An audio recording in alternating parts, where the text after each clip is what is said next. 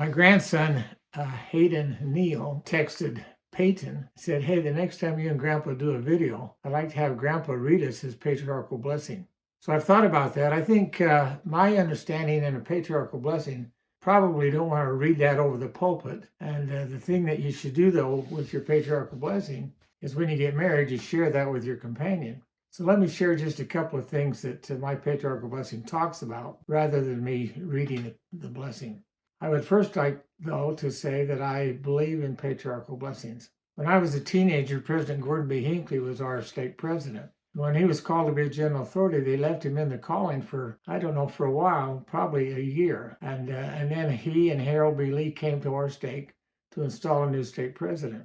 H. Leroy Erickson had been serving as President Hinckley's counselor, and he recommended to President Lee that that's who they should call to be the new stake president. President Lee felt, no, we should call another person, and we will call President Erickson to be the patriarch of the church, or the patriarch in our stake. And so I received my patriarchal blessings from H. Leroy Erickson just prior to going into the mission field.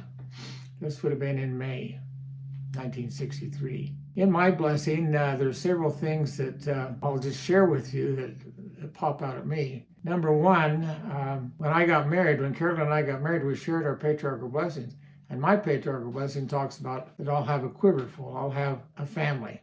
Carolyn's patriarchal blessing, however, says nothing about having children, which concerned her greatly, so much so that she did not even share that with her mother, which I find kind of unusual, because she and her mother were best of pals. If she's going to share her concerns with anybody, it would have been with her mother. So when we hooked up and fell in love and got married and shared our patriarchal blessings, and my blessing said that we'd have a family, a lot of pressure went off her shoulders. And so the number one thing that my blessing blesses me with and tells me that we will have a family, and we ended up with 8 children. And today's the 2nd of November, 2021. We have 8 children, 30 grandchildren. Of the grandchildren, there's 20 girls and 10 boys. And then we have 4 great-grandchildren, all of which are boys. And so I would say that my patriarchal blessing has been fulfilled in that sense. The next thing that my blessing blesses me with, which I thought was kind of unusual at the time, he said, "I bless you with a missionary spirit."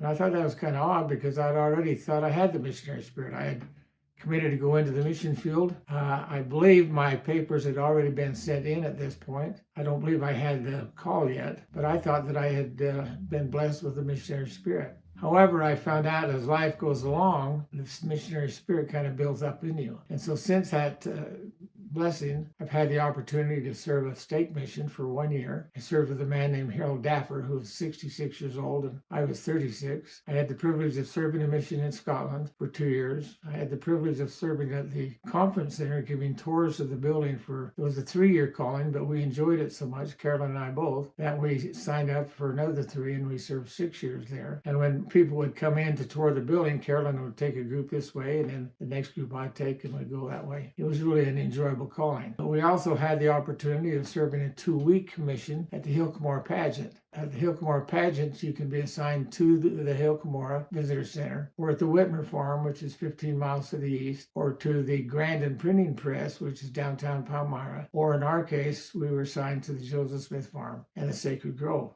And so we were blessed for 2 weeks of walking around the Sacred Grove, feeling the spirit that exists there. And then in 2014, we received a mission call for an 18-month mission call to serve with the Washington, D.C. South Mission, which was a perfect calling for us. 2 of our boys live back there, Paul and Kyle. And so every Sunday we would have dinner at either our place, at Kyle's place, or at Paul's place. And our assignment was to teach new converts about family history and the reason for family history.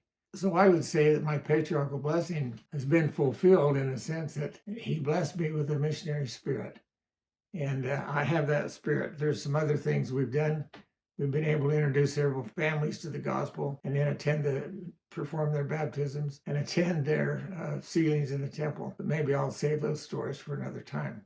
Another thing that my patriarchal blessing says, excuse me, I got the hiccups here all of a sudden.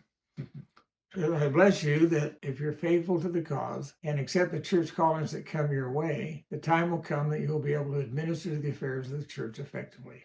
I served in 2 bishoprics in the mission field, 2 branch presidencies, one as a counselor, one as a branch president. I've served in a bishopric at Dixie College, which was a singles ward. I served in a married ward as a counselor in Cedar City, which was a married college ward. I served as the bishop in Tacoma, Washington. I served in the bishopric or branch presidency at the Missionary Training Center.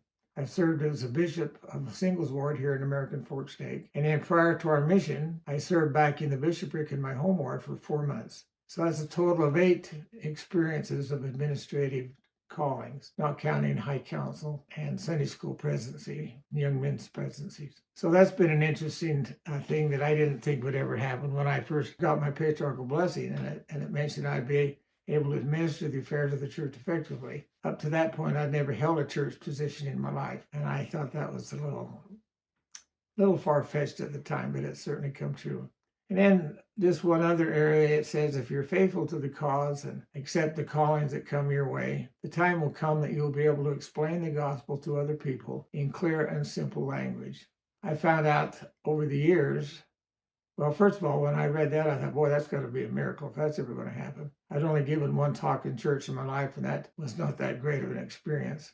Now I feel like my feelings are hurt if they don't ask me to speak. I feel like I have something to say. And I found out over the years, if I get compliments from anybody on any talks that I give, it's usually from old people, because they'll always say, hey, we can hear what you're saying.